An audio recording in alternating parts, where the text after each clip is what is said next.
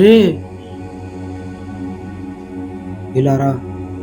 నేను చెప్పేది జాగ్రత్తగా విను. నువ్వు చాలా పెద్ద సమస్యలో ఉన్నావు.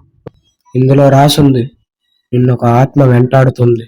ఆ ఆత్మ చేతిలో నువ్వు తప్పించుకోవాలంటే ఆ పెట్టెలో రాసున్నట్టుగా చేయాలి. నిజంగానా? నాకు భయంరా, నా వల్ల కాదు. అందుకే గారా నేనున్నాను. ఎలాగైనా నీ సమస్యల నుంచి బయటపడేస్తా. ఆ కుండ ఓపెన్ చేద్దాం.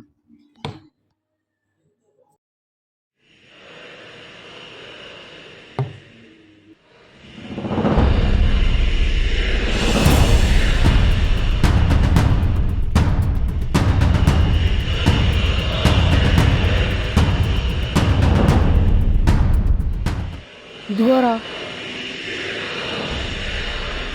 నేను చెప్పేది జాగ్రత్తగా విను. ఈ లెటర్ నువ్వు చదువుతున్నావంటే ఖచ్చితంగా నా వారసుడు అయి ఉండాలి.